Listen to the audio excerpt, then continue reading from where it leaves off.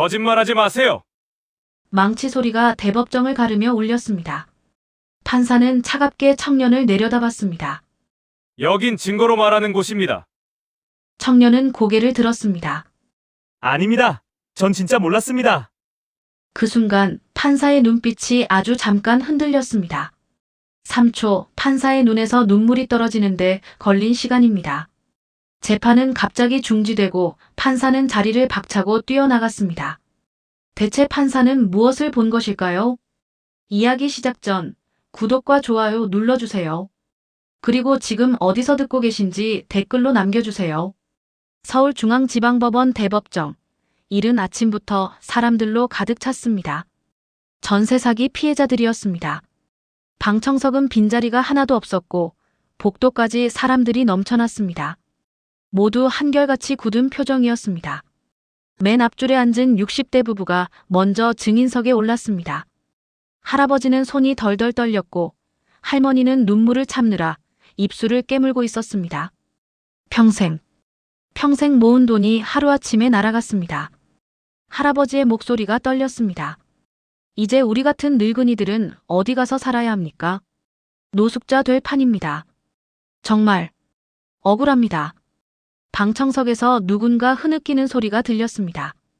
비슷한 처지의 사람들이었습니다. 분위기가 점점 험악해졌습니다. 여기저기서 고성이 터져나왔습니다. 바로 그때 재판장이 입장했습니다. 김태경 판사 50대 초반의 남자였습니다.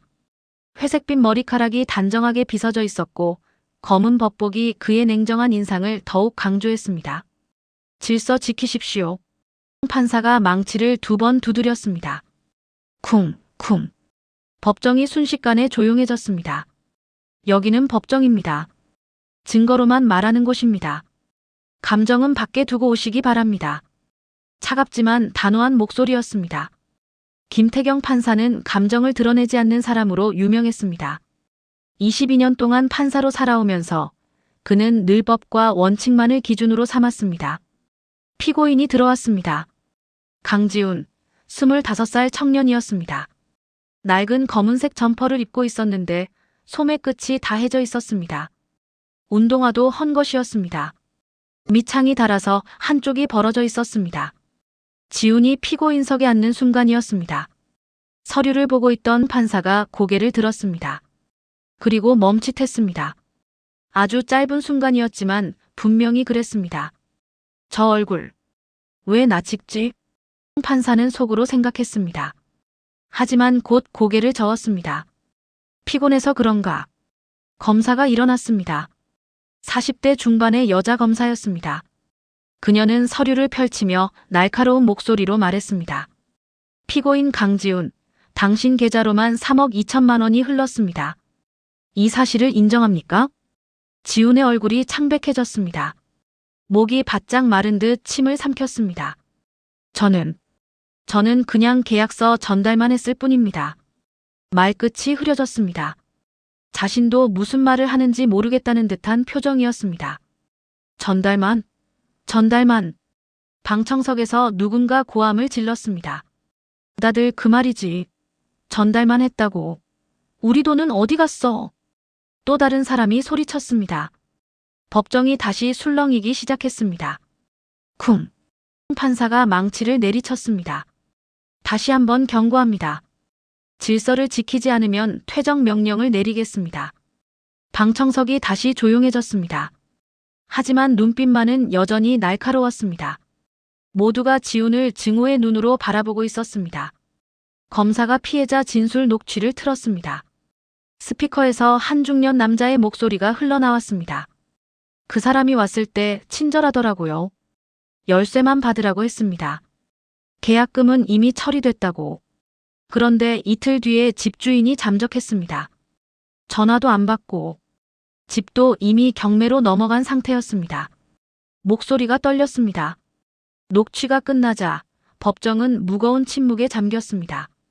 지훈이 증인석에서 내려왔습니다. 그런데 계단을 내려오다가 갑자기 중얼거렸습니다. 할머니 약은 챙겨드렸나? 아주 작은 목소리였습니다. 하지만 마이크가 그 소리를 주었습니다. 태경의 눈빛이 미세하게 흔들렸습니다. 지훈의 손이 떨리고 있었습니다. 양손을 꼭 쥐었다 폈다 반복했습니다. 입술도 계속 깨물고 있었습니다. 피가 날 것 같았습니다. 법정 밖에서는 기자들이 바쁘게 움직이고 있었습니다. 카메라 플래시가 터졌고 속보 자막이 나갔습니다. 전세 사기 악마, 법정 출석. 초범 주장으로 감형 노려. 태경은 피고인을 조용히 관찰했습니다. 지훈의 헌 운동화, 떨리는 손, 창백한 얼굴. 그리고 어딘가 겁에 질린 듯한 눈빛.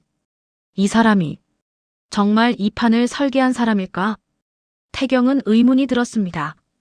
오랜 판사 경력으로 수많은 범죄자를 봐왔습니다. 하지만 이 청년에게서는 교활함이 보이지 않았습니다. 오히려 무언가에 쫓기는 사람 같았습니다. 검사가 서류 한 장을 꺼내 들었습니다. 피고인이 작성한 자백서입니다. 여기 보시면. 그 순간이었습니다. 지훈이 갑자기 소리쳤습니다. 이건 제가 쓴 게 아닙니다. 법정이 순식간에 술렁였습니다. 방청석 사람들이 웅성거렸고 검사는 어이없다는 표정을 지었습니다. 지금 뭐라고 했습니까? 검사가 되물었습니다. 자백서를 당신이 직접 서명했잖습니까? 서명은 했지만 이렇게 쓴 게 아닙니다. 저는 지훈의 목소리가 떨렸습니다.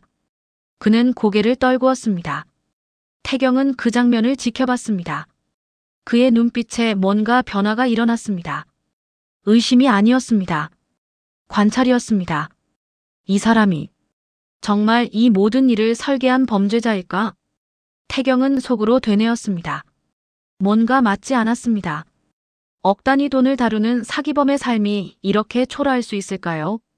저렇게 불안해할 수 있을까요? 첫 공판이 끝났습니다. 하지만 태경의 머릿속에는 의문만 남았습니다. 이튿날 오전 두 번째 공판이 열렸습니다. 검사가 먼저 화면에 문자 메시지를 띄웠습니다. 사건 발생 전날 피고인이 받은 문자입니다. 화면에 문자가 보였습니다. 편의점 점장 이름으로 온 메시지였습니다. 지훈 씨, 본사 방침으로 인력 감축하게 됐습니다. 이번 주까지만 나오시면 됩니다. 죄송합니다. 피고인은 사건 하루 전 일자리를 잃었습니다. 그리고 바로 다음 날 범행에 가담했죠. 검사가 서류 뭉치를 꺼내 들었습니다. 피고인 강지훈의 신상을 공개하겠습니다. 큰 화면에 지훈의 이력이 떴습니다. 학력 고등학교 졸업, 주거 형태 무주택 월세, 직업 일용직, 고정 수입 없음. 피고인은 배달일, 택배 상하차, 주유소 아르바이트 등을 전전하며 생계를 이어왔습니다.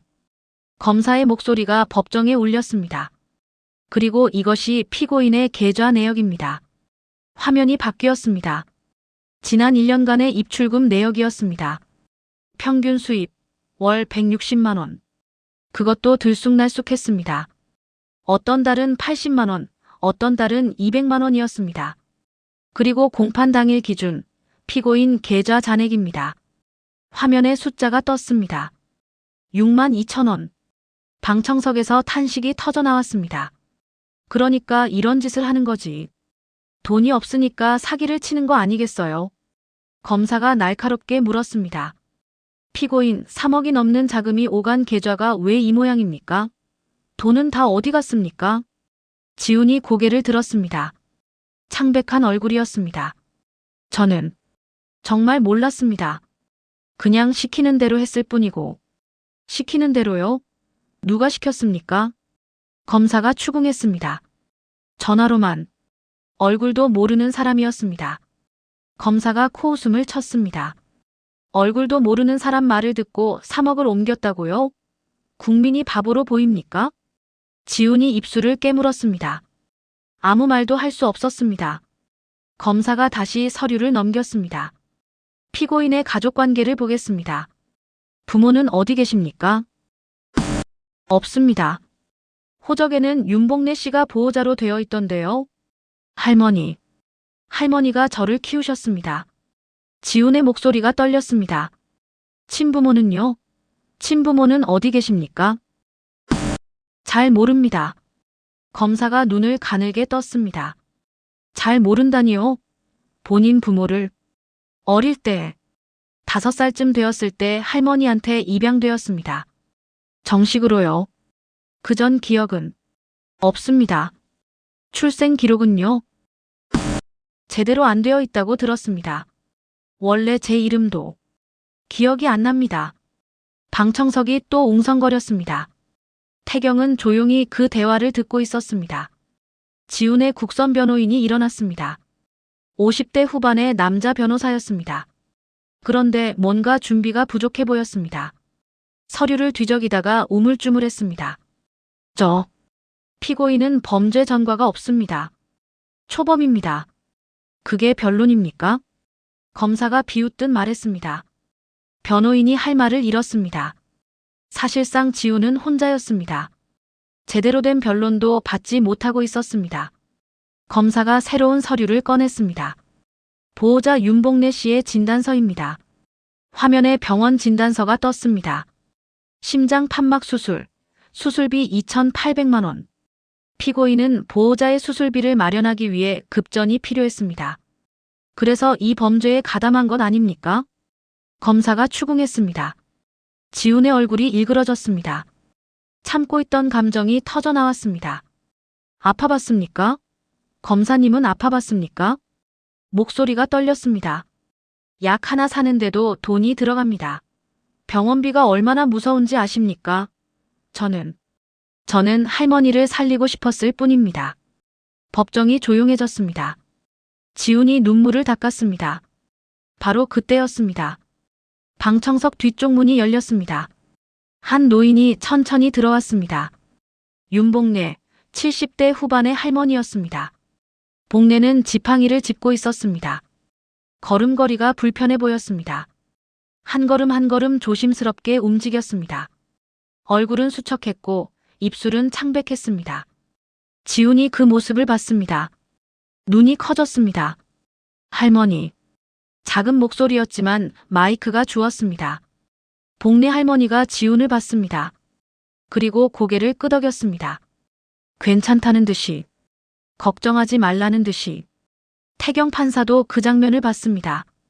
할머니와 손자, 서로를 바라보는 두 사람의 눈빛. 거기엔 무언가가 있었습니다. 범죄자와 공범 사이의 눈빛이 아니었습니다. 태경의 마음속에 균열이 생기기 시작했습니다. 이 청년을 범죄자가 아닌 사람으로 보기 시작한 것이었습니다. 복래 할머니가 자리에 앉자 지훈이 조용히 일어났습니다. 법정 규칙상 앉아 있어야 했지만 몸이 먼저 움직였습니다.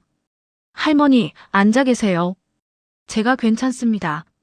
지훈의 목소리였습니다. 작지만 단호했습니다. 할머니를 향한 목소리였습니다. 태경은 그 장면을 보며 또 한 번 생각했습니다. 저 청년, 정말 냉혈한 사기꾼일까? 검사가 계속 추궁했습니다. 피고인, 당신은 고등학교를 졸업하고 대학에 가지 않았습니다. 이유가 뭡니까? 지훈이 입술을 깨물었습니다. 돈이 없었습니다. 장학금이나 학자금 대출은 알아보지 않았습니까? 할머니가 아프셨습니다. 제가 일을 해야 했습니다. 검사가 서류를 넘겼습니다. 18세부터 현재까지 7년간의 직업 이력입니다. 편의점 알바, 주유소, 배달, 택배 상하차, 공사장 일용직. 한 곳에 6개월 이상 다닌 적이 없네요. 일이 불규칙했습니다. 할머니 병원 가야 할 때가 많아서. 지훈의 목소리가 작아졌습니다. 그렇게 7년을 일했는데 왜 돈이 없습니까? 다 어디 썼습니까? 지훈이 고개를 들었습니다. 눈에 눈물이 고여 있었습니다. 병원비입니다. 할머니 약가, 검사비, 진료비. 다 거기 들어갔습니다. 검사가 코웃음을 쳤습니다. 그런 상황이니까 범죄를 저질렀다는 거 아닙니까? 아닙니다. 지훈이 소리쳤습니다. 저는 열심히 일했습니다. 하루에 16시간씩 일했습니다. 아침엔 배달하고 오후엔 택배 상하차하고 밤엔 편의점에서 일했습니다. 목소리가 떨렸습니다. 그래도 모자랐습니다. 할머니 수술비가 너무 컸습니다. 방청석이 조용해졌습니다. 몇몇 사람들의 표정이 조금 누그러졌습니다. 태경은 메모했습니다. 7년간 성실하게 일함. 범죄 전과 없음. 가족 부양. 검사가 다시 공격했습니다. 피고인, 피해자 중에는 당신 나이 또래 젊은 사람들도 있습니다. 신혼부부도 있었고요. 그 사람들 인생이 망가지는 걸 보면서 동정심 같은 건 없었습니까? 지훈의 목소리가 갈라졌습니다. 전 피해자입니다. 저도 속았다고요. 소리쳤습니다. 목이 쉬도록 외쳤습니다. 저도 피해자예요. 저도 이용당한 겁니다. 법정 밖에서는 또 다른 일이 벌어지고 있었습니다. SNS에 지훈의 얼굴이 도배되고 있었습니다. 시위대가 법원 앞에 모여들었습니다. 전세 사기범 엄벌하라. 피켓을 들고 구호를 외쳤습니다. 지훈의 얼굴을 크게 인쇄한 포스터에는 빨간색으로 X표가 그어져 있었습니다. 공판이 끝나고 휴정 시간이었습니다. 태경은 혼자 판사실에 남았습니다. 책상 위에는 지훈의 사진이 놓여 있었습니다. 태경은 한참 동안 그 사진을 들여다봤습니다. 25살 청년의 얼굴. 어딘가 낯익은 얼굴. 왜 이렇게 익숙하지? 태경은 고개를 저었습니다. 하지만 그 느낌은 지워지지 않았습니다. 마음 한구석에서 뭔가가 자꾸 속삭였습니다. 이 사람은 범죄자가 아닐지도 모른다고. 이 사람도 누군가의 피해자일지 모른다고. 사흘째 공판이었습니다. 검사가 큰 화면을 준비했습니다. 전세 사기 조직의 구조도였습니다. 피고인이 가담한 조직의 구조를 설명하겠습니다. 화면에 도표가 떴습니다. 맨 위에는 총책이라는 글자가 있었습니다. 그 밑으로 브로커, 전달책, 명의자가 차례로 연결되어 있었습니다. 전달책 자리에는 강지훈이라는 이름이 적혀 있었습니다. 보시다시피 이것은 치밀하게 짜인 범죄 조직입니다. 각자 역할이 정해져 있었고 피고인은 그중 전달책 역할을 맡았습니다. 태경이 지훈을 바라봤습니다.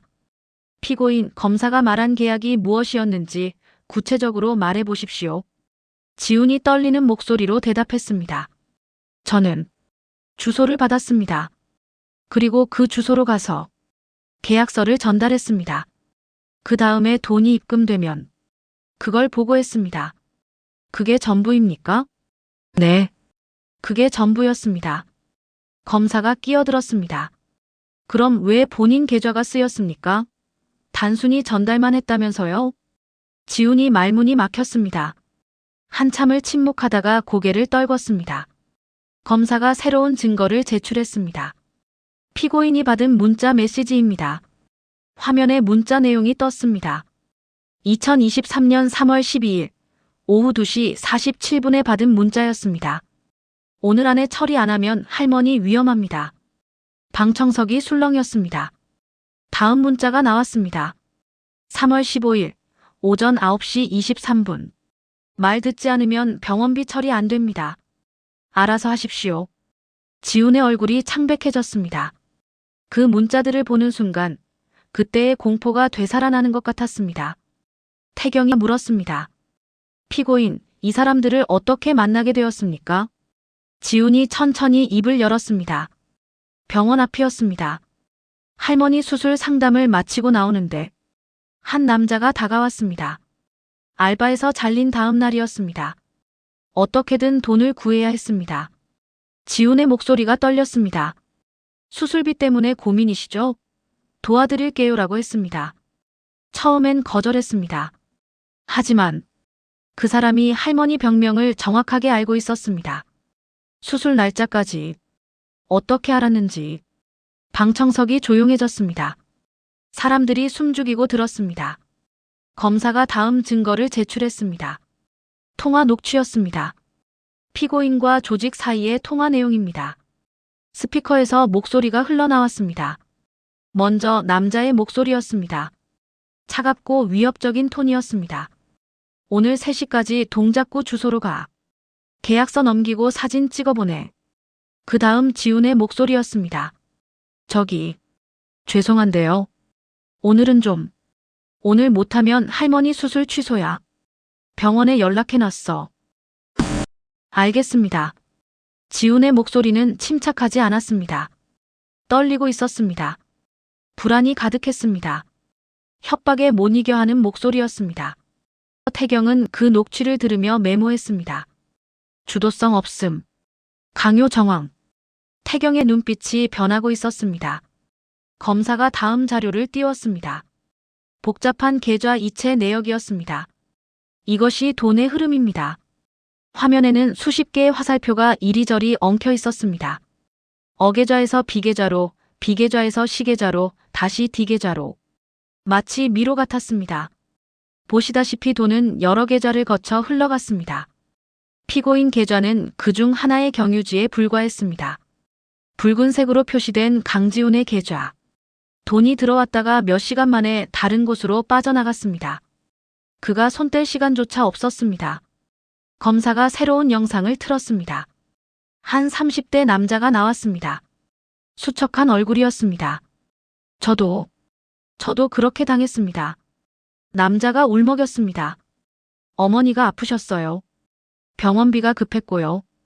그때 누군가 연락이 왔습니다. 도와주겠다고. 그런데 그게 함정이었습니다. 나중에 보니 제 계좌로 수억이 오갔더라고요. 저는 몰랐습니다. 정말 몰랐어요. 다른 영상이 이어졌습니다. 이번엔 40대 여자였습니다. 남편이 사고로 입원했었어요. 급하게 돈이 필요했죠. 또 다른 사람이 나왔습니다. 모두 비슷한 이야기였습니다. 저소득층, 생계형 범죄, 초범. 모두가 누군가의 도움이 절실했던 사람들이었습니다. 태경은 조용히 메모했습니다. 피해자 vs 공범, 경계가 모호함. 검사가 태경 판사를 쳐다봤습니다. 판사님, 설마 동정론으로 이 사건을 무죄로 만드실 건 아니시죠? 날카로운 질문이었습니다. 법정이 긴장했습니다. 태경은 대답하지 않았습니다. 다만 조용히 기록을 넘겼습니다. 그의 눈빛은 이미 처음과 달라져 있었습니다. 지훈을 보는 시선이 달랐습니다. 범죄자가 아니었습니다. 구조 속에 갇힌 사람. 누군가에게 이용당한 사람. 그렇게 보이기 시작했습니다. 검사가 마지막으로 말했습니다. 다음 증인을 부르겠습니다. 윤봉래. 그 이름이 호명되는 순간 지훈이 고개를 번쩍 들었습니다. 눈에 눈물이 고였습니다. 할머니. 작게 중얼거렸습니다. 목이 메었습니다. 방청석 뒤에서 복례 할머니가 천천히 일어났습니다. 지팡이를 짚고 증인석으로 향했습니다. 한 걸음 한 걸음이 느렸습니다. 태경은 그 모습을 지켜봤습니다. 70대 후반의 할머니.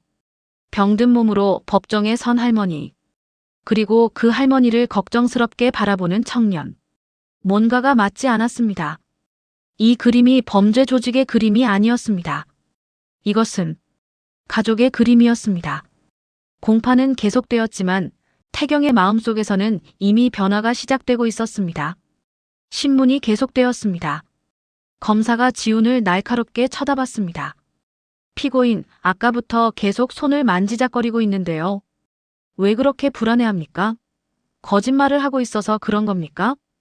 지훈이 깜짝 놀라며 손을 내려다봤습니다. 자신도 모르게 손등을 계속 만지고 있었습니다. 아닙니다. 그냥 말을 잇지 못했습니다. 검사의 눈빛이 날카로웠습니다. 그냥 뭡니까? 지훈이 물을 마시려고 손을 뻗었습니다. 그런데 손이 너무 떨렸습니다. 물컵을 제대로 잡을 수가 없었습니다. 결국 물컵을 내려놓고 두 손을 책상 위에 올려놓았습니다. 숨이 가빠졌습니다. 가슴이 답답했습니다. 심장이 너무 빨리 뛰었습니다. 저는 말이 나오지 않았습니다. 목이 막힌 것 같았습니다. 패닉 상태였습니다. 검사가 다시 몰아붙였습니다. 제대로 대답하십시오. 당신이 정말 결백하다면. 바로 그 순간이었습니다. 지훈의 손등이 환하게 드러났습니다. 오른손 손등에 흉터가 있었습니다. 별 모양이었습니다. 오래된 화상 흉터였습니다. 5개의 뾰족한 모서리가 있는 별.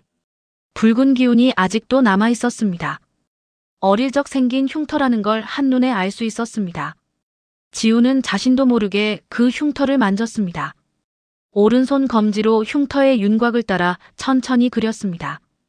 별의 첫 번째 꼭지점에서 시작해서 두 번째, 세 번째, 네 번째, 다섯 번째. 무의식적인 습관이었습니다. 불안할 때면 늘 하던 행동이었습니다. 법정의 소음이 점점 사라졌습니다. 사람들의 웅성거림도, 검사의 목소리도, 모든 소리가 멀어졌습니다. 마치 시간이 멈춘 것 같았습니다. 태경의 눈이 그 손에 고정되었습니다. 눈이 점점 커졌습니다. 펜을 쥔 손이 굳었습니다.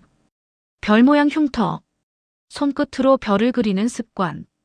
태경의 머릿속에서 무언가가 터졌습니다. 기억이었습니다. 22년 전의 기억. 작은 아이가 울고 있었습니다. 5살 배기 아들 민우. 뜨거운 물에 손등을 대어서 울고 있었습니다. 아빠, 아파요. 너무 아파요. 태경이 아이를 안아 올렸습니다. 재빨리 찬물에 손을 담갔습니다. 그리고 병원에 갔습니다. 화상 치료를 받았습니다. 며칠이 지나자 흉터가 남았습니다. 하필이면 별 모양이었습니다. 5군데가 동시에 되어서 생긴 모양이었습니다. 아이는 그 흉터를 보며 자꾸 울었습니다. 아빠, 이거 안 없어져요. 친구들이 놀릴 것 같아요. 태경이 아이의 손을 잡았습니다. 그리고 손끝으로 흉터 위에 별을 그렸습니다. 민우야, 이건 그냥 흉터가 아니야. 이건 별이야. 아이가 눈물 그친 채 아빠를 쳐다봤습니다. 별? 응. 아빠랑 너만 아는 특별한 별이야. 하늘에 있는 별은 다른 사람들도 볼 수 있지만 이 별은 우리 민우만 가진 거야. 태경이 다시 손끝으로 별을 그렸습니다. 천천히 정성스럽게. 괜찮아. 아빠가 별 그려줄게. 아플 때마다 이렇게 그려주면 금방 나을 거야. 그 후로 아이는 불안할 때마다 그 별을 그렸습니다. 혼자서도 손끝으로 별을 따라 그리곤 했습니다. 법정으로 돌아왔습니다. 태경은 그 기억 속에서 빠져나올 수가 없었습니다. 지금 저 청년이 그리고 있는 별. 똑같은 모양. 똑같은 습관. 설마. 태경의 손에 힘이 들어갔습니다. 판사봉을 쥔 손이 떨렸습니다. 펜이 떨어질 뻔했습니다. 법정이 조용해졌습니다. 사람들이 태경 판사를 쳐다봤습니다. 판사의 얼굴이 창백해져 있었습니다. 눈빛이 흔들리고 있었습니다. 서기관이 조심스럽게 물었습니다. 판사님, 괜찮으십니까? 태경은 대답하지 않았습니다. 한참을 그 자리에 얼어붙어 있었습니다. 그리고 갑자기 판사봉을 들었습니다. 쿵. 10분간 휴정합니다. 목소리가 떨렸습니다. 평소의 차분한 목소리가 아니었습니다. 태경은 급히 자리에서 일어났습니다. 법복자락이 휘날렸습니다. 판사실로 향하는 발걸음이 빨랐습니다. 판사실 문을 열고 들어갔습니다. 문을 잠갔습니다. 그리고 벽에 기대섰습니다. 숨을 고르려 했습니다. 하지만 숨이 제대로 쉬어지지 않았습니다. 가슴이 두근거렸습니다. 떨리는 손으로 법복 안주머니를 더듬었습니다. 거기엔 작은 것이 하나 들어있었습니다. 유치원 이름표였습니다. 낡고 색이 바랬습니다. 22년 동안 간직해온 것이었습니다. 강민우. 아들의 이름이 적혀 있었습니다. 태경은 그 이름표를 떨리는 손으로 쥐었습니다. 민우야. 설마 네가. 목소리가 떨렸습니다. 눈에서 눈물이 흘렀습니다.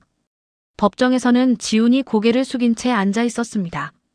정지된 것처럼 움직이지 않았습니다. 손은 여전히 책상 위에 올려져 있었습니다. 방청석의 복례 할머니가 지훈을 바라봤습니다. 지훈이 손등을 만지는 모습을 보고 있었습니다. 그 버릇. 아직도. 복례 할머니가 작게 중얼거렸습니다. 눈물이 볼을 타고 흘렀습니다. 22년 전 그 겨울밤, 쓰레기장에서 발견한 아이. 그 아이도 똑같이 손등을 만지며 울고 있었습니다. 별을 그리듯이. 법정은 조용했습니다. 하지만 보이지 않는 곳에서 무언가가 움직이고 있었습니다. 22년 만에 풀리기 시작한 실타래. 그 실타래의 끝이 지금 이 법정에서 서로를 향해 다가오고 있었습니다. 휴정 시간, 지우는 피고인 대기실에 혼자 앉아 있었습니다. 손등을 내려다봤습니다. 별 모양 흉터. 어릴 때부터 있었던 이 흉터. 왜 별 모양인지 몰랐습니다. 어떻게 생긴 건지도 기억나지 않았습니다. 다만 불안할 때면 무의식적으로 이 흉터를 따라 손끝을 움직였습니다. 복례 할머니가 말했었습니다. 지훈아, 그 버릇 언제 생긴 거니? 모르겠어요, 할머니. 그냥 어릴 때부터 했던 것 같아요. 할머니가 처음 너를 발견했을 때도 그러고 있었어. 손등을 이렇게 문지르면서 별을 그리듯이. 지우는 왜 자신이 이런 습관을 가지게 되었는지 알 수 없었습니다. 다만 이 흉터를 만지면 왠지 모를 안정감이 들었습니다. 마치 누군가 곁에 있는 것 같은 느낌. 문이 열렸습니다. 복례 할머니가 들어왔습니다. 지훈아. 할머니, 왜 나오셨어요? 앉아 계셔야죠. 지훈이 일어나 할머니를 부축했습니다. 괜찮니? 할머니가 지훈의 얼굴을 쓰다듬었습니다. 네, 괜찮습니다. 미안하다, 지훈아. 할머니가 아프지만 않았어도. 그런 말씀하지 마세요. 지훈이 할머니의 손을 잡았습니다. 할머니 덕분에 저 여기까지 컸어요. 할머니가 저를 살려주셨잖아요. 복례 할머니의 눈에서 눈물이 흘렀습니다. 지훈아, 너 정말 착한 아이야. 너무 착해서. 할머니가 미안하다. 두 사람은 한참을 그렇게 서로를 꼭 안고 있었습니다. 한편 판사실에서 태경은 계속 고민하고 있었습니다. 저 습관, 저 별을 그리는 습관. 22년 전 아들 민우에게 가르쳐준 습관이었습니다. 민우야, 손이 아프지? 아빠가 이렇게 별을 그려주면 아프지 않아. 5살 아들은 따라했습니다. 손끝으로 별을 그렸습니다. 그리고 그 후로 아이는 불안할 때마다 혼자서도 그렇게 했습니다. 설마, 정말 설마. 태경의 손이 떨렸습니다. 휴정이 끝났습니다. 김태경 판사가 다시 법정으로 돌아왔습니다. 얼굴은 여전히 창백했지만 어떻게든 평정을 되찾으려 애쓰고 있었습니다. 증인, 앞으로 나오십시오. 서기관이 호명했습니다. 윤복례 할머니가 천천히 일어났습니다. 복례 할머니는 70대 후반이었습니다. 작은 체구에 수척한 얼굴이었습니다. 지팡이를 짚고 한 걸음씩 증언대로 향했습니다. 계단을 오르는 것도 힘들어 보였습니다. 법정 직원이 부축하려 했지만 할머니는 고개를 저었습니다. 혼자 힘으로 올라가고 싶다는 듯이. 드디어 증언대에 앉았습니다. 떨리는 손으로 물을 한 모금 마셨습니다. 태경이 조용히 물었습니다. 증인, 피고인과의 관계를 말씀해 주십시오. 제 손자입니다. 아니, 양아들입니다. 복례 할머니의 목소리가 떨렸습니다. 22년 전 겨울에 제가 그 아이를 발견했습니다. 발견했다는 게 무슨 뜻입니까? 쓰레기장 옆이었습니다. 방청석이 조용해졌습니다. 모두가 숨죽이고 들었습니다. 그때가 12월이었어요. 한겨울이었죠. 밤 11시쯤 되었을 겁니다. 전 폐지를 주우러 다녔거든요. 복례 할머니가 눈을 감았습니다. 그날의 기억이 생생한 듯 했습니다. 쓰레기장 근처를 지나는데 아이 우는 소리가 들렸어요. 처음엔 고양이 우는 소린 줄 알았죠. 그런데 자꾸 들으니까 사람 목소리 같더라고요. 할머니의 목소리가 더 떨렸습니다. 가까이 가봤더니 작은 아이가 쪼그리고 앉아서 울고 있었어요. 겨울인데 얇은 옷 한 벌만 걸치고 있었습니다. 체온이 엄청 떨어져 있었어요. 손발이 얼음장처럼 차가웠죠. 날씨가 어땠습니까? 검사가 물었습니다. 영하 15도였습니다. 그날 뉴스에서 한파주의보가 내렸었어요. 조금만 늦었으면 그 아이는 얼어 죽었을 겁니다. 방청석에서 한숨 소리가 들렸습니다. 아이가 뭐라고 했습니까? 아빠, 아빠. 그것만 계속 중얼거렸어요. 복례 할머니가 손수건으로 눈물을 닦았습니다. 그리고 뭔가를 꼭 쥐고 있었습니다. 작은 손에 힘을 꽉 주고 놓지 않으려고 애쓰더라고요. 그게 뭐였습니까? 복례 할머니가 가방을 열었습니다. 그리고 작은 물건을 꺼냈습니다. 이겁니다. 나무로 깎은 토끼 인형이었습니다. 손바닥만 한 크기였습니다. 색이 많이 발해 있었고 여기저기 흠집이 있었습니다. 하지만 정성껏 만든 흔적이 역력했습니다. 이게 그 아이가 쥐고 있던 거였습니다. 복리 할머니가 인형을 들어 올렸습니다. 손으로 정성껏 깎은 거였어요. 기계로 만든 게 아니었습니다. 칼로 하나하나 깎은 흔적이 보였죠. 누군가 그 아이를 위해 정말 정성껏 만들어준 거였어요. 법정 직원이 그 인형을 받아 증거물로 제출했습니다.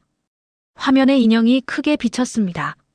방청석 사람들이 웅성거렸습니다. 투박하지만 따뜻한 느낌의 인형이었습니다. 아이 손등에는 흉터가 있었습니다. 복리 할머니가 계속 말했습니다. 별 모양이었어요. 화상 흉터였죠. 아직 완전히 아물지 않았더라고요. 그래서 매일 보습크림을 발라줬습니다. 할머니가 지훈을 바라봤습니다. 크림을 발라주면서 생각했어요. 누가 이 아이를 이렇게 정성껏 키웠을까?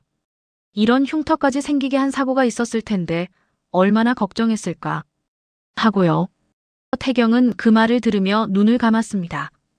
22년 전 아들의 손을 찬물에 담그던 그때가 떠올랐습니다. 경찰에 신고했습니까? 검사가 물었습니다. 즉시 했습니다. 그런데 복리 할머니가 한숨을 쉬었습니다. 실종 아동 기록이랑 맞지 않았어요. 이름도 나이도 맞는 게 없었습니다.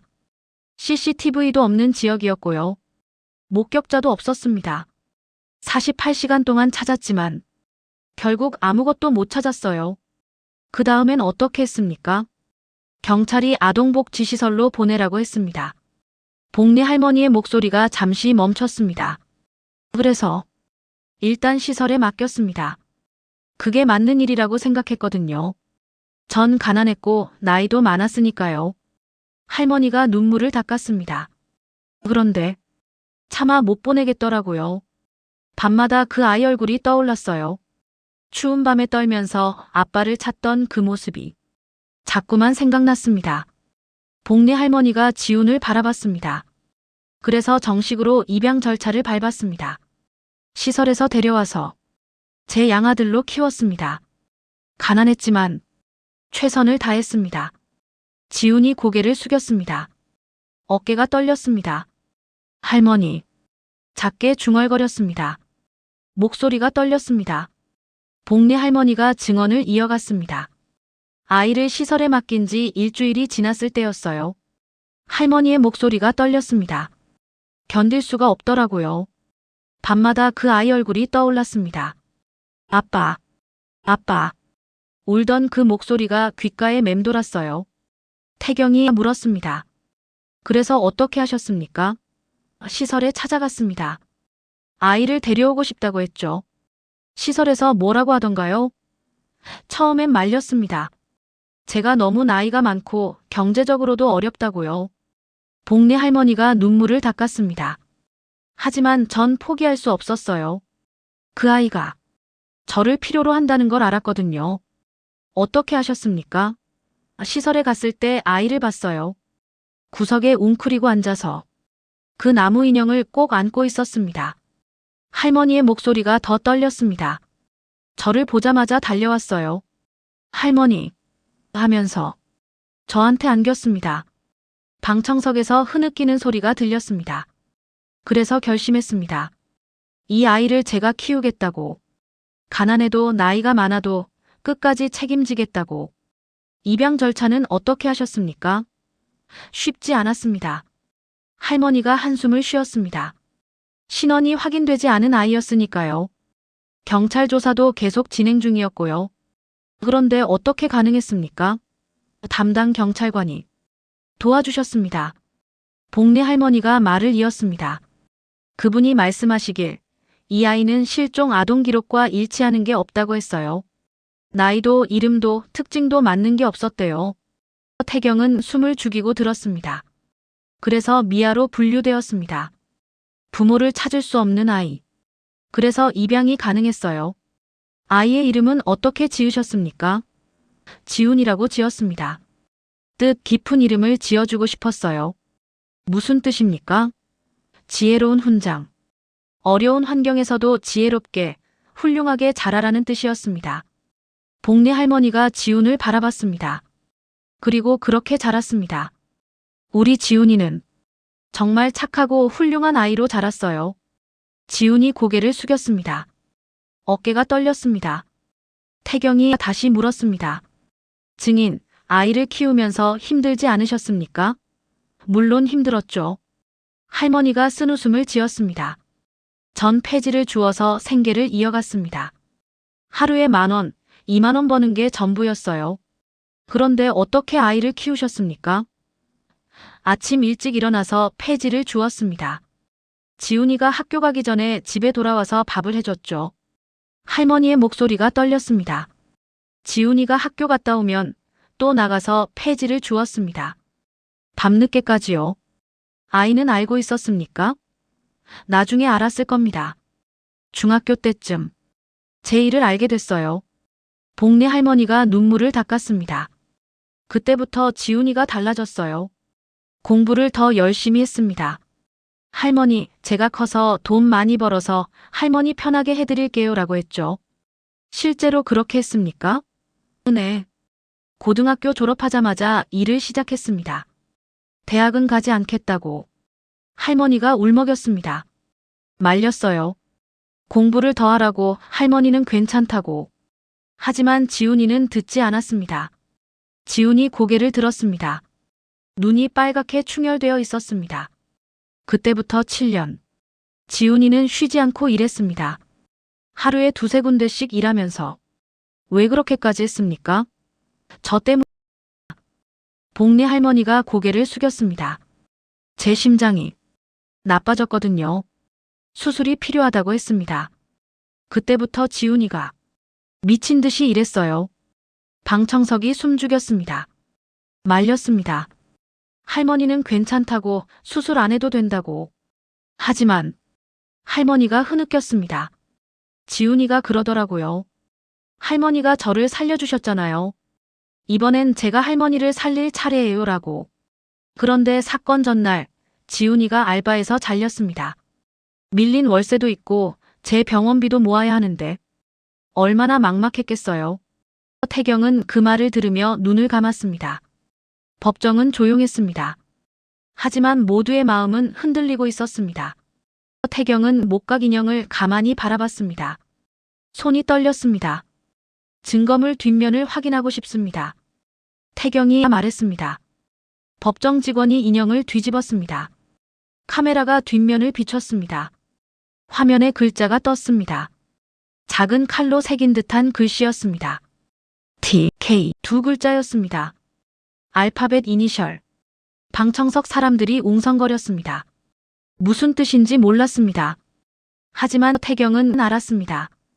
TK, 태경, 내 이니셜. 태경의 머릿속이 하얘졌습니다. 내가 깎은 거. 내가 민우 5살 생일 때 만들어준 거. 손에 쥔 펜이 떨렸습니다. 종이 위에 먹물이 번졌습니다. 지훈이 복리 할머니를 바라봤습니다. 눈물이 볼을 타고 흘렀습니다. 할머니, 감사합니다.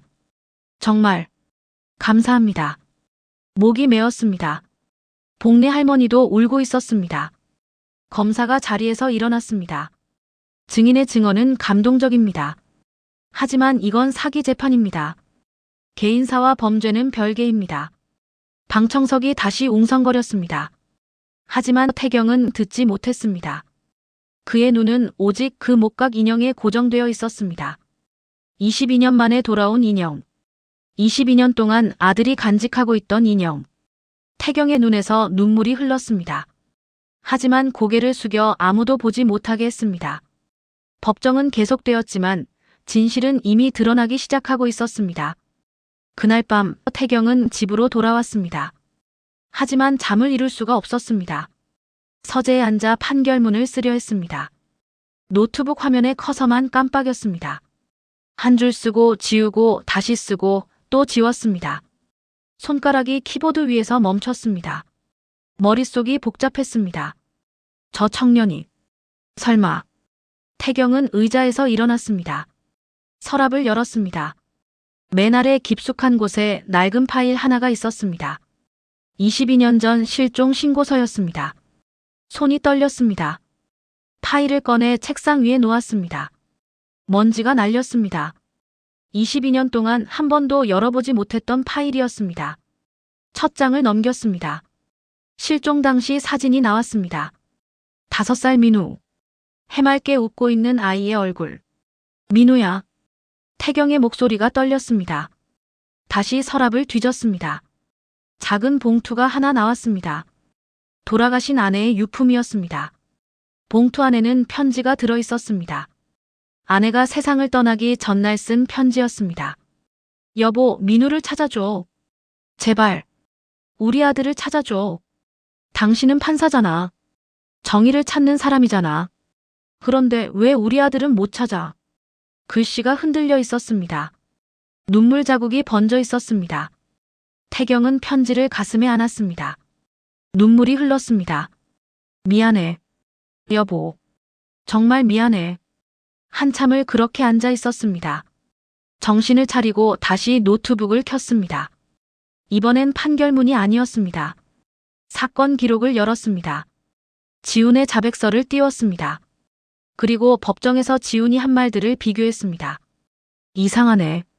자백서의 문체와 지훈이 실제로 쓰는 말투가 달랐습니다. 자백서는 너무 정확했습니다. 법률 용어도 섞여 있었습니다. 하지만 지훈은 그런 말을 쓰는 사람이 아니었습니다. 다음은 계좌 이체 시간을 확인했습니다. 돈이 송금된 시각과 지훈의 배달 GPS 위치를 대조했습니다. 이것도 안 맞아. 3월 15일 오후 2시 강남에서 계좌 이체가 일어났습니다. 그런데 같은 시각 지훈은 노원구에서 배달 중이었습니다. 물리적으로 불가능했습니다. 태경은 사진첩을 꺼냈습니다. 민우의 사진들이 가득했습니다. 5살 때 사진을 꺼내서 컴퓨터 옆에 놓았습니다. 그리고 법정 기록에서 지훈의 얼굴 사진을 띄웠습니다. 두 사진을 나란히 놓고 봤습니다. 눈매가 비슷했습니다. 이마의 형태도 비슷했습니다. 입모양도 닮았어. 정말 닮았어. 태경의 손이 떨렸습니다. 다시 목각 인형 사진을 띄웠습니다. 뒷면에 T, K 글자를 확대했습니다. 이 칼자국. 내가 쓰던 조각도 흔적이야. 태경은 22년 전을 떠올렸습니다. 취미로 목공예를 했었습니다. 아들에게 토끼 인형을 만들어주던 날, 뒷면에 이니셜을 새기던 순간, 모든 것이 맞아떨어졌습니다. 다음 날 아침 태경은 포렌식 전문가에게 연락했습니다. 녹취 파일 원본을 검증해 주십시오. 합성이나 편집 흔적이 있는지 확인이 필요합니다. 점심시간 동료 판사가 찾아왔습니다. 태경 씨, 요즘 이상해. 이 사건에 너무 깊이 들어가는 거 아니야? 무슨 말씀이십니까? 판사는 기록만 보면 돼. 감정이입하면 안 돼. 태경이 고개를 들었습니다. 기록 속에 사람이 있다면요? 뭐? 기록 속에 살아 숨쉬는 사람이 있다면 그래도 그냥 종이만 봐야 합니까? 동료 판사는 할 말을 잃었습니다. 오후에는 검사실에서 연락이 왔습니다. 판사님, 재판이 왜 이렇게 느슨해졌습니까? 속도를 내셔야죠. 태경이 차갑게 대답했습니다. 재판은 속도로 평가받지 않습니다. 진실로 평가받습니다. 그렇지만 충분한 검토 없이 판결을 내릴 순 없습니다. 기다려 주십시오. 전화를 끊었습니다. 저녁 태경은 사설탐정사무소를 찾아갔습니다. 아무도 모르게 조용히 22년 전 실종 사건을 재조사해 주십시오. 탐정에게 민우의 사진과 실종 당시 기록을 건넸습니다. 비밀리에 진행해 주십시오. 아무에게도 말하지 마시고요. 밤늦게 집으로 돌아왔습니다. 다시 서재에 앉았습니다. 책상 위에는 22년 전 판결문들이 쌓여 있었습니다. 태경 자신이 내렸던 판결들이었습니다. 그중 하나를 펼쳤습니다. 전세 사기 사건. 피고인 차명호.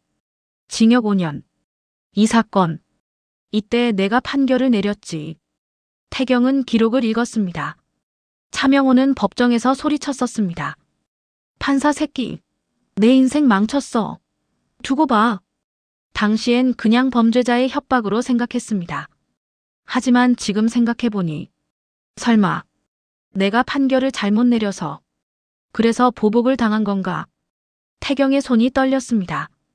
민우를, 내 아들을 납치한 게 내 판결 때문이었나? 자책감이 밀려왔습니다. 숨이 막혔습니다. 한참을 그렇게 앉아 있다가 다시 자료를 펼쳤습니다. 별 흉터 사진, 목각 인형 사진. 계속 들여다봤습니다. 확실히 해야 해.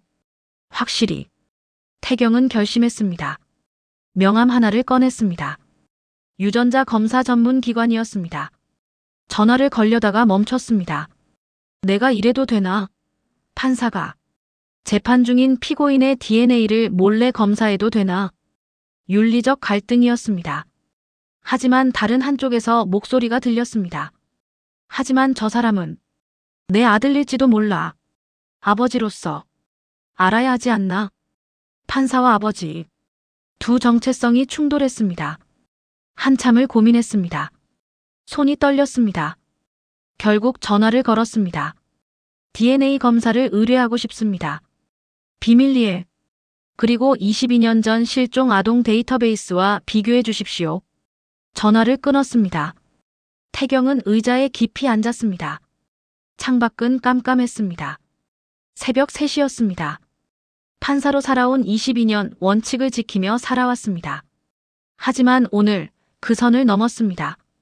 판사가 아닌 한 사람의 아버지로서 태경은 눈을 감았습니다. 민우의 얼굴이 떠올랐습니다. 그리고 지훈의 얼굴이 겹쳐졌습니다. 기다려라.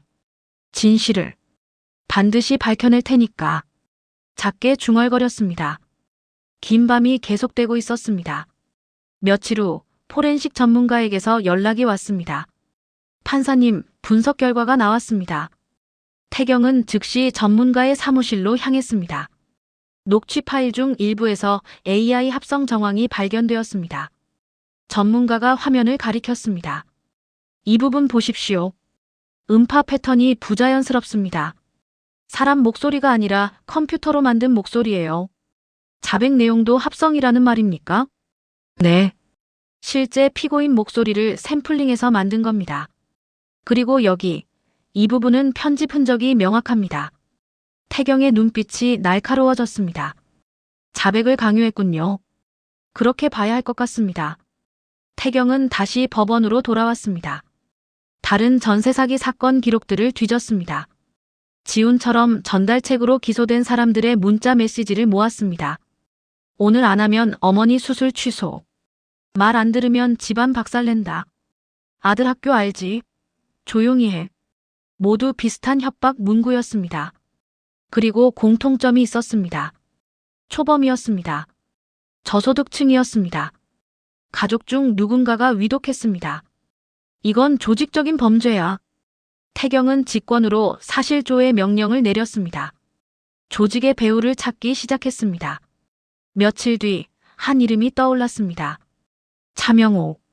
태경은 그 이름을 보는 순간 멈칫했습니다. 이 이름. 어디서 봤지? 기록을 뒤졌습니다. 그리고 찾았습니다. 22년 전 태경 자신이 판결을 내렸던 전세 사기 사건. 피고인이 차명호였습니다. 징역 5년형을 선고받았습니다. 2001년에 복역했습니다. 태경은 출소 날짜를 확인했습니다. 2006년 11월. 그리고 민우가 실종된 날짜를 확인했습니다. 2006년 12월. 한 달 차이. 손이 떨렸습니다. 보호관찰 기록을 찾았습니다.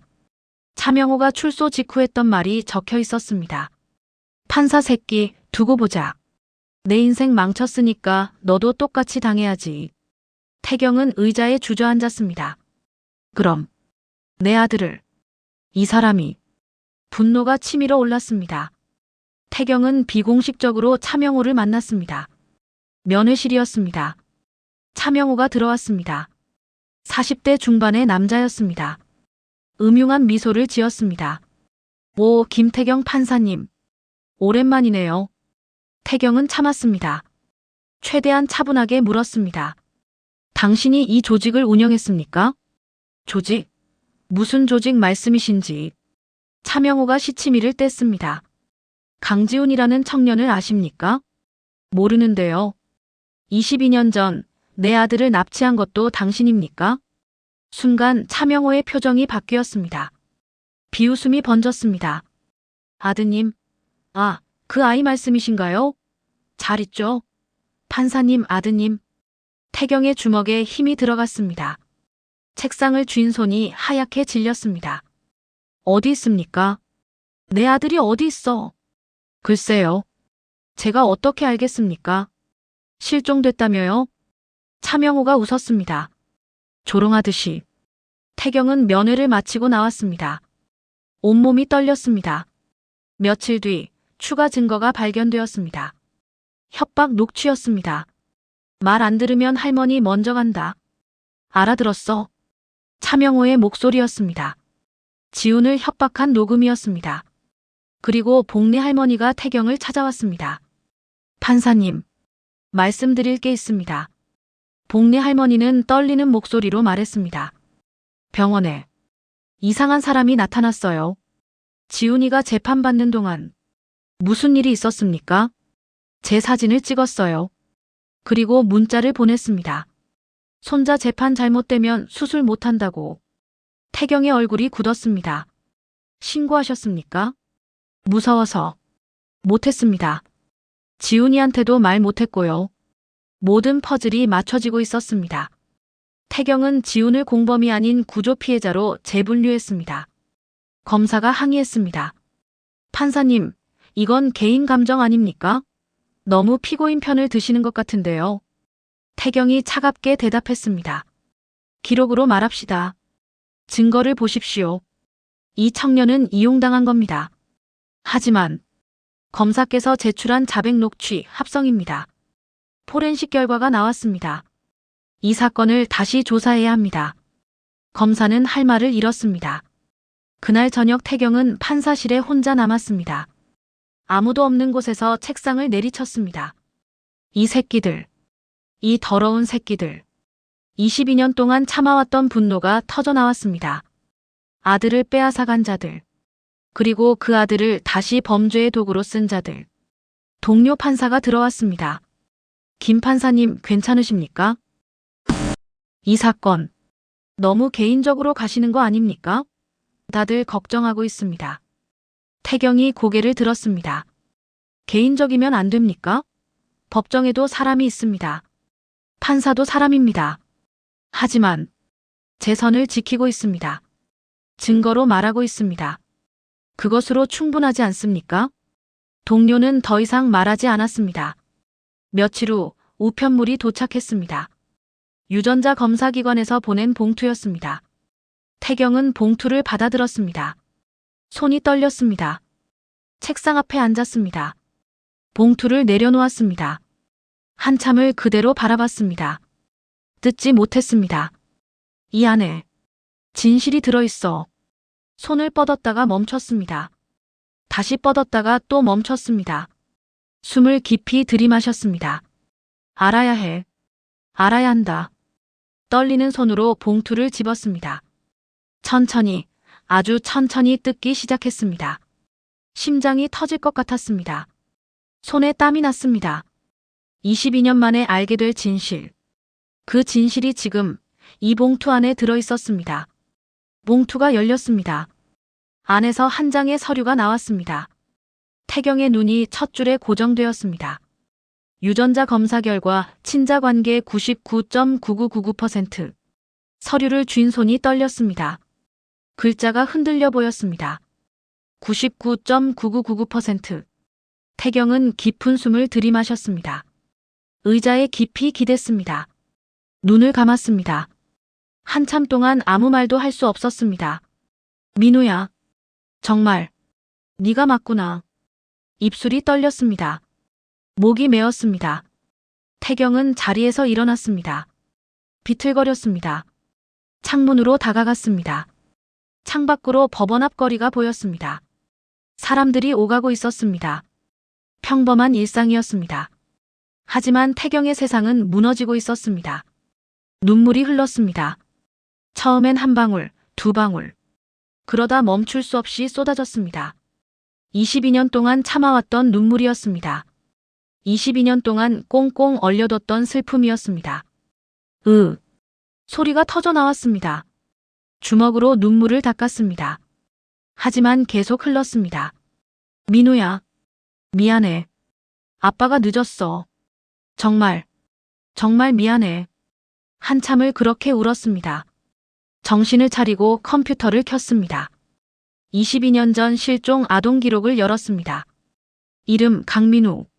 실종 당시 나이 5세. 특이사항, 손등에 별 모양 화상 흉터. 지금 법정에 서 있는 강지훈. 나이 25세. 손등에 별 모양 흉터. 5세 22년 27세. 아니 25세. 입양 기록상 나이를 잘못 적었나. 모든 것이 일치했습니다. 태경은 사건 기록을 다시 펼쳤습니다. 차명호. 22년 전 태경이 실형을 선고했던 전세 사기범. 출소 후 태경의 아들을 납치했습니다.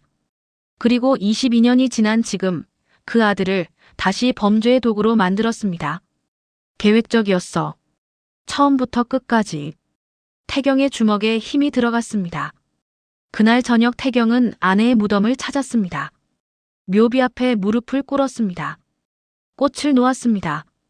묘비 앞에 앉은 태경은 22년 전 그날을 떠올렸습니다. 2006년 12월 15일. 그날은 토요일이었습니다. 여보, 오늘 민우 데리고 놀이공원 가도 될까? 아내가 물었습니다. 그래, 좋지. 날씨도 좋고. 태경이 웃으며 대답했습니다. 아빠도 같이 가요. 5살 민우가 좋아하며 뛰어왔습니다. 아빠는 일 있어. 너희들끼리 다녀와. 에이, 아빠도 같이 가요. 민우가 투정을 부렸습니다. 태경은 아들을 안아 올렸습니다. 미안해, 민우야. 다음 주말엔 아빠가 꼭 같이 갈게. 약속할게. 진짜요? 응, 진짜야. 태경은 아들의 손등을 보았습니다. 별 모양 흉터. 한 달 전 사고로 생긴 흉터였습니다. 손은 이제 안 아파. 네. 아빠가 별 그려줘서 다 나았어요. 민우가 환하게 웃었습니다. 태경은 손끝으로 아들의 손등에 별을 그려주었습니다. 우리 민우, 오늘 재미있게 놀다 와. 네. 그것이 마지막이었습니다. 오후 4시 전화가 왔습니다. 여보. 민우가 없어졌어. 아내의 울음 섞인 목소리였습니다. 태경은 즉시 놀이공원으로 달려갔습니다. 아내는 울면서 말했습니다. 잠깐. 정말 잠깐 한눈판 사이에. 화장실 갔다 왔는데. 없어졌어. 경찰이 출동했습니다. CCTV를 확인했습니다. 오후 3시 27분, 민우가 한 남자와 함께 걸어가는 모습이 찍혔습니다. 남자의 얼굴은 모자로 가려져 보이지 않았습니다. 유괴입니다. 경찰이 말했습니다. 72시간이 골든타임입니다.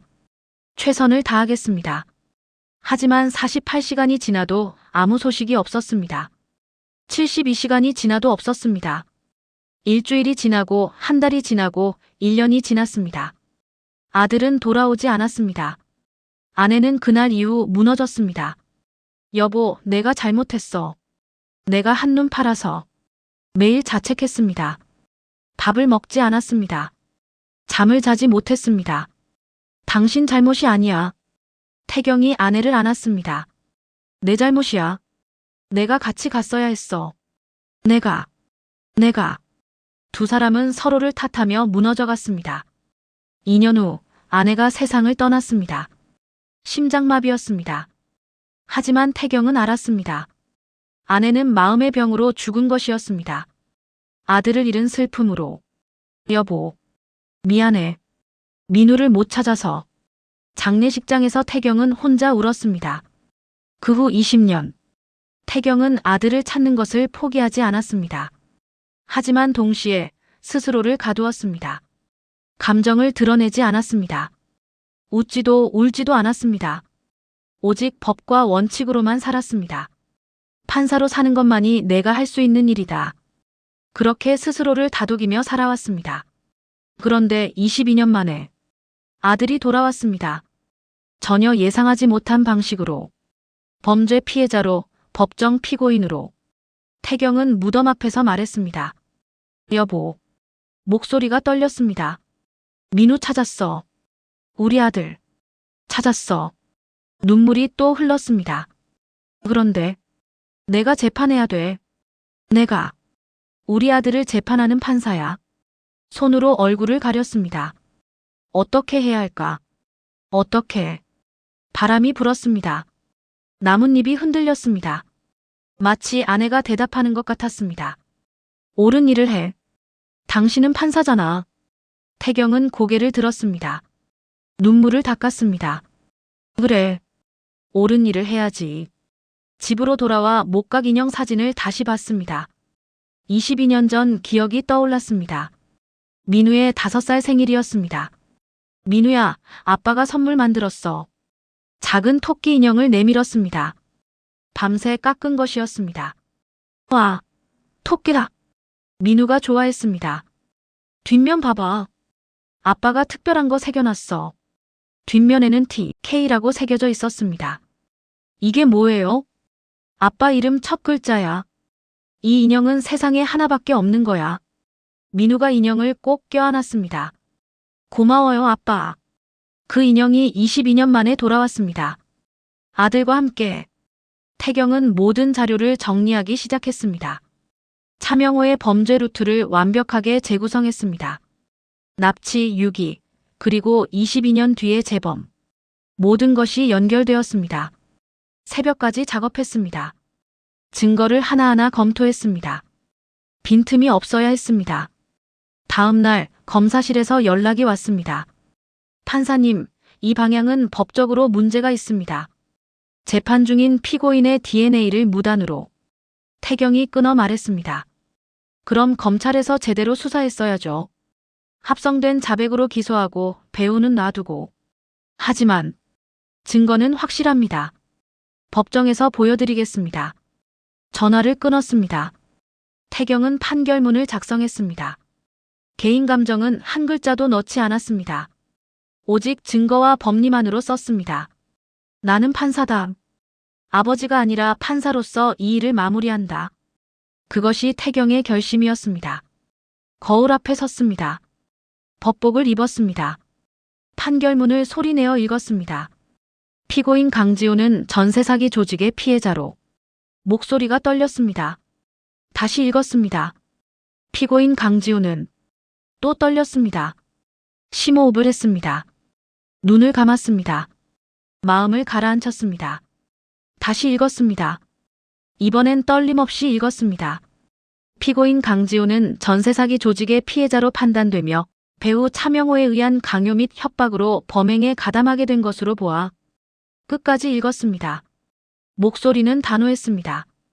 거울 속 자신을 봤습니다. 눈빛이 달라져 있었습니다. 22년 전 아들을 잃고 무너졌던 그 사람이 아니었습니다. 지금은 판사였습니다. 법으로 정의를 세우는 사람이었습니다. 민우야, 아빠가 이제 널 구해줄게. 판사로서 제대로 된 방법으로. 작게 중얼거렸습니다. 내일이면 최종 공판이었습니다. 모든 진실이 밝혀질 날이었습니다. 태경은 법복을 벗지 않았습니다. 그대로 책상 앞에 앉았습니다. 밤새 마지막 점검을 했습니다. 단 하나의 실수도 있어선 안 되었습니다. 창밖이 밝아오기 시작했습니다. 새벽이었습니다. 태경은 일어났습니다. 법원으로 향할 시간이었습니다. 마지막 싸움이 시작되려 하고 있었습니다. 최종 공판 날이었습니다. 대법정은 이른 아침부터 사람들로 가득 찼습니다. 방청석은 빈자리가 하나도 없었습니다. 복도까지 사람들이 넘쳐났습니다. 기자들도 몰려왔습니다. 카메라가 줄지어 설치되었습니다. 이 사건은 이미 전국적인 관심사가 되어 있었습니다. 김태경 판사가 입장했습니다. 판사석에 앉았습니다. 눈빛이 달라져 있었습니다. 흔들림이 없었습니다. 판결문을 조용히 펼쳤습니다. 먼저 이 사건의 전모를 밝히겠습니다. 화면에 조직도가 떴습니다. 복잡하게 얽힌 범죄 구조였습니다. 최상단의 차명호, 그 밑으로 브로커들, 명목 계좌들, 전달책들. 모든 연결고리가 명확하게 표시되어 있었습니다. 이 조직은 22년 전부터 계획된 범죄였습니다. 태경의 목소리가 법정에 울렸습니다. 주범 차명호는 취약계층을 골라 협박했습니다. 가족이 아픈 사람, 급전이 필요한 사람들을 타깃으로 삼았습니다. 방청석 사람들이 숨죽이고 들었습니다. 그리고 이것이 협박의 증거입니다. 녹취가 재생되었습니다. 차명호의 목소리였습니다. 병원 사진 받으셨죠? 할머니 수술 날짜 알고 있습니다. 오늘까지입니다. 말 안 들으면. 알죠? 냉랭한 목소리였습니다. 방청석이 술렁였습니다. 지우는 고개를 숙이고 있었습니다. 손이 떨리고 있었습니다. 차명호가 피고인석에 앉아 있었습니다. 표정이 굳어 있었습니다. 피고인 차명호, 최후 진술하십시오. 태경이 말했습니다. 차명호가 일어났습니다. 비웃는 표정이었습니다. 후회 없습니다. 또렷한 목소리였습니다. 22년 전 저한테 징역 5년 때린 판사놈. 그 새끼 때문에 제 인생 망했습니다. 방청석이 웅성거렸습니다. 그러니까 저도 똑같이 해줬습니다. 그놈 인생도 망쳐줬죠. 차명호가 태경을 똑바로 쳐다봤습니다. 아들 잃은 기분 어땠습니까, 판사님? 순간 법정이 조용해졌습니다. 태경은 차분하게 대답했습니다. 당신이 망친 건 제 아들 인생입니다. 법정이 술렁였습니다. 사람들이 서로 쳐다봤습니다. 저게 무슨 소리야? 판사 아들이 뭔 상관이야? 웅성거림이 커졌습니다. 지훈이 고개를 들었습니다. 태경을 쳐다봤습니다. 눈이 마주쳤습니다. 지훈의 눈빛에 의문이 담겨 있었습니다. 아버지? 태경과 지훈의 눈이 마주쳤습니다. 그 순간 지훈의 머릿속에 뭔가가 스쳤습니다. 어렴풋한 기억. 아주 오래전의 기억. 따뜻한 품. 낮은 목소리. 민우야, 괜찮아. 아빠가 여기 있어. 그 목소리. 지금 앞에 앉아 있는 판사의 목소리와 비슷한 것 같았습니다. 아니야. 그럴 리 없어. 지우는 고개를 저었습니다. 하지만 시선을 떼지 못했습니다. 태경의 눈빛. 그 눈빛에서 뭔가 다른 것이 보였습니다. 판사가 아니었습니다. 법을 집행하는 사람의 눈빛이 아니었습니다. 그것은 아버지의 눈빛이었습니다. 복리 할머니도 그 장면을 보고 있었습니다. 판사님, 혹시... 할머니의 가슴이 두근거렸습니다. 22년 전 아이를 발견했을 때부터 느꼈던 의문. 이 아이의 부모는 어디 있을까? 왜 이렇게 정성껏 키운 아이를 잃어버렸을까? 목각 인형을 보며 생각했습니다. 이 인형을 만든 사람은 이 아이를 정말 사랑했을 거야. 그리고 손등에 별 흉터. 이 흉터를 보며 별이라고 가르쳐준 사람이 있었을 거야. 할머니는 항상 알고 있었습니다. 지훈에게는 분명 부모가 있었다는 것을. 어딘가에서 이 아이를 찾고 있을 거라는 것을. 판사님, 혹시 그분이... 할머니의 눈에서 눈물이 흘렀습니다. 한편 차명호는 비웃고 있었습니다. 감동적인 재회 장면이군요. 냉소적인 목소리였습니다. 22년 만에 아들 찾았다고 기뻐하십니까, 판사님? 태경이 차명호를 쳐다봤습니다. 하지만 그 22년은 돌아오지 않습니다. 당신 아들이 겪은 고통도, 당신이 놓친 시간도. 차명호가 웃었습니다. 그게 바로 제가 원했던 겁니다. 당신이 저한테 한 것처럼 저도 당신한테 똑같이 해준 거죠. 조용히 하십시오. 태경의 목소리가 낮게 깔렸습니다. 이 법정을 모독하지 마십시오. 모독. 차명호가 비웃었습니다. 당신이야말로 법정을 모독하고 있는 거 아닙니까? 본인 아들 재판하면서 공정할 수 있습니까? 방청석이 웅성거렸습니다. 태경은 침착하게 대답했습니다. 이 판결은 법과 증거에 근거한 것입니다. 제 개인 감정은 배제되었습니다. 그럴 리가. 조용히 하라고 했습니다. 태경의 목소리가 법정에 울렸습니다. 망치를 3개 내리쳤습니다. 쿵. 피고인은 최후 진술을 마쳤습니다. 더 이상의 발언은 허용하지 않겠습니다. 경위들이 차명호를 제지했습니다. 태경은 판결문을 다시 들었습니다. 손이 떨렸지만 목소리는 흔들리지 않았습니다. 계속해서 판결을 낭독하겠습니다. 태경은 시선을 거두지 않았습니다. 잠시 지훈을 바라봤습니다. 그리고 고개를 끄덕였습니다. 아주 작게. 차명호가 소리쳤습니다. 뭐 하는 겁니까? 이건 재판 아닙니까? 사적인 감정을 조용히 하십시오. 태경이 단호하게 말했습니다. 법정을 모독하지 마십시오. 망치를 두드렸습니다. 쿵. 복리 할머니가 방청석에서 울고 있었습니다. 지훈아, 잘했어. 정말 잘했어. 지팡이를 쥔 손이 떨렸습니다. 눈물이 멈추지 않았습니다.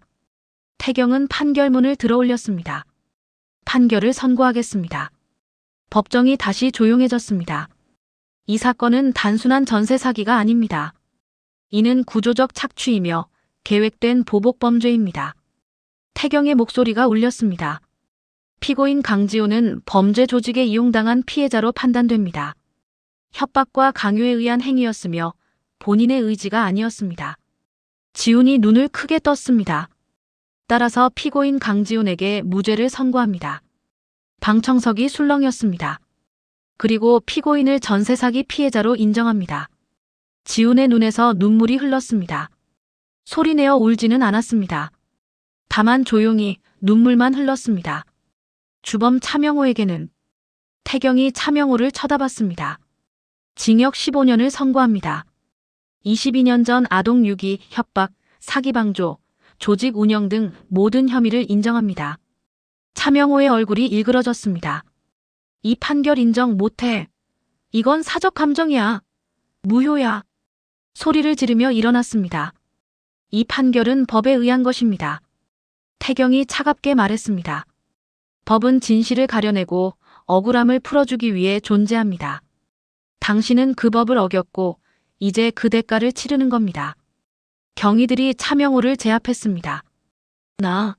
나라고. 이건 잘못된 판결이야. 끌려나가면서도 소리쳤습니다. 법정 문이 닫혔습니다. 차명호가 사라졌습니다. 방청석이 웅성거렸습니다. 사람들의 반응이 갈렸습니다. 그래도 피해는 피해인데. 아니야. 저 청년은 진짜 피해자였어. 이용당한 거라고. 할머니 수술비 때문이었다잖아. 기자들의 카메라 플래시가 터졌습니다. 지훈의 얼굴에 쏟아졌습니다. 복리 할머니가 달려갔습니다. 지훈을 끌어안았습니다. 지훈아, 끝났어. 다 끝났어. 지훈은 할머니 품에서 울었습니다. 소리 없이 울었습니다. 태경은 판사석에서 그 모습을 지켜봤습니다. 22년 만에 찾은 아들. 하지만 아직 다가갈 수 없었습니다. 법정은 조용해졌습니다. 박수도 없었습니다. 환호도 없었습니다. 다만 무거운 침묵만이 흘렀습니다. 진실이 밝혀진 자리, 정의가 세워진 자리. 하지만 동시에 22년이라는 시간이 만든 상처가 드러난 자리이기도 했습니다. 태경은 판결문을 덮었습니다. 깊은 숨을 내쉬었습니다. 이제 남은 것은 단 하나였습니다. 아버지와 아들이 다시 만나는 일. 사람들이 하나둘 법정을 빠져나갔습니다.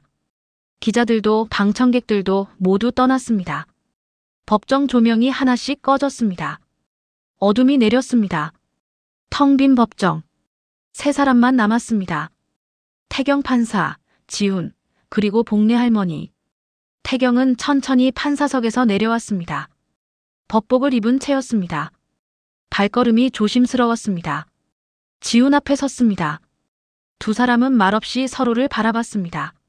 몇 초인지 몇 분인지 알 수 없었습니다. 시간이 멈춘 것 같았습니다. 복리 할머니가 다가왔습니다.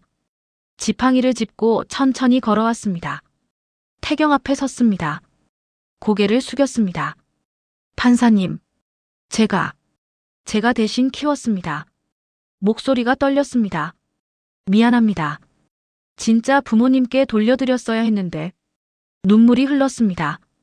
태경이 복리의 손을 잡았습니다. 아닙니다. 태경의 목소리도 떨렸습니다.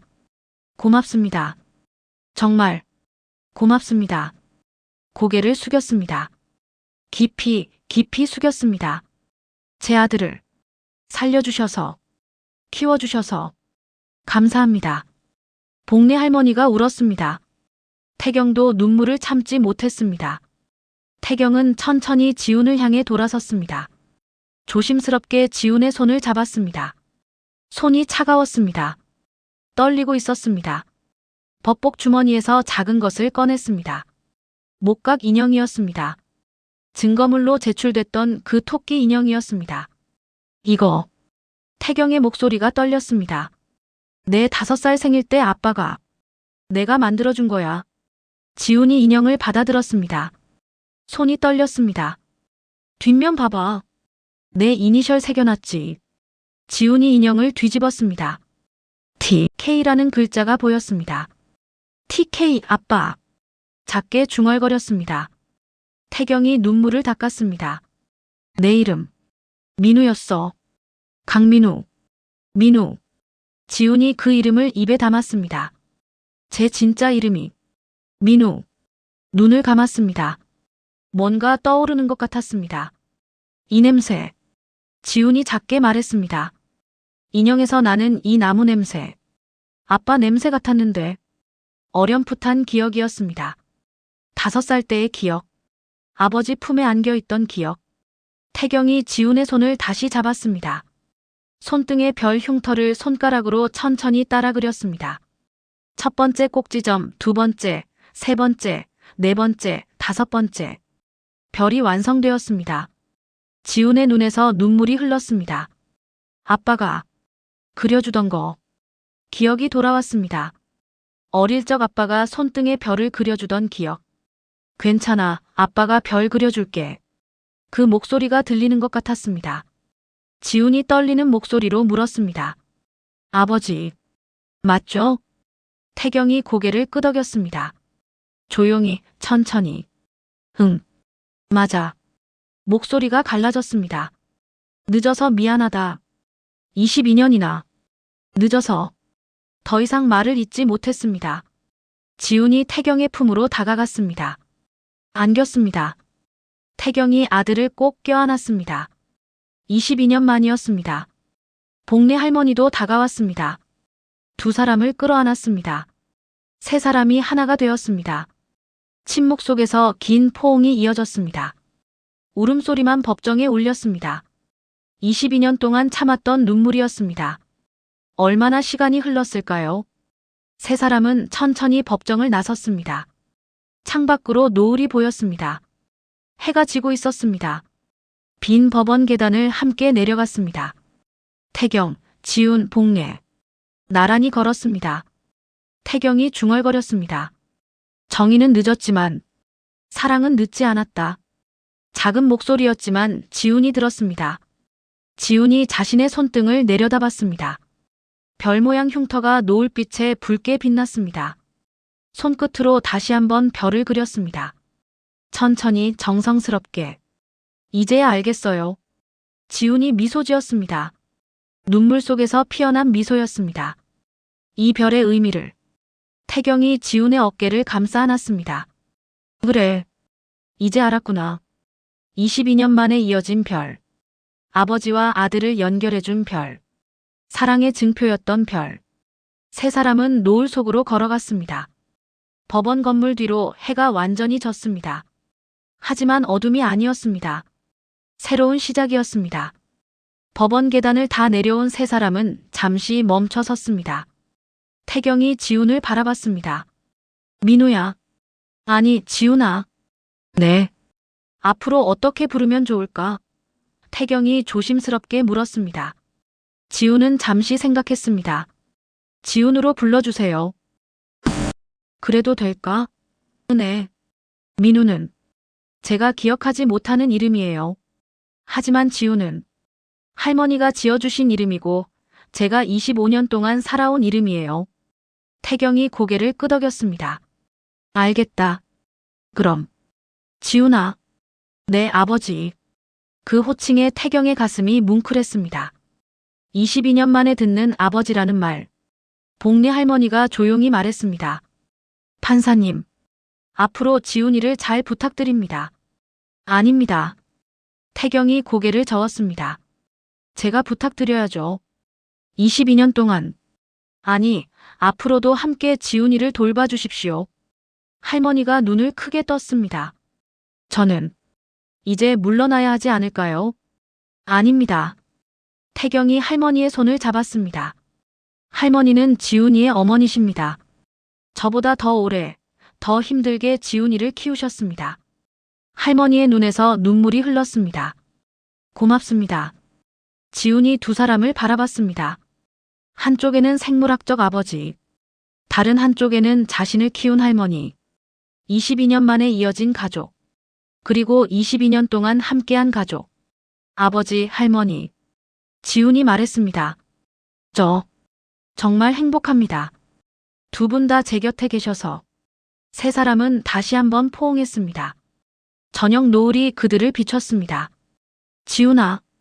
태경이 말했습니다. 이제 새로 시작하자. 22년은 돌아오지 않지만 앞으로의 시간을 함께 만들어가자. 네, 아버지. 그리고 태경이 손등의 별을 다시 한번 천천히 그려주었습니다. 이 별은 이제 다시 우리만의 별이 되는 거야. 지훈이 미소 지었습니다. 네. 우리만의 별. 복리 할머니도 미소 지었습니다. 세 사람은 천천히 걸어갔습니다.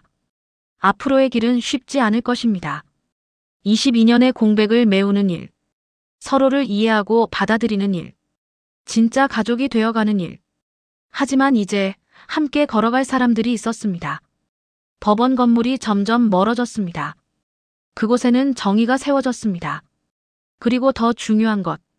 사랑이 회복되었습니다. 22년 만에 별이 다시 빛나기 시작했습니다. 22년의 어둠이 끝나고 빛이 찾아온 순간이었습니다. 법정 안은 텅 비어 있었습니다. 하지만 그곳엔 정의가 남아 있었습니다. 그리고 사랑이 남아 있었습니다.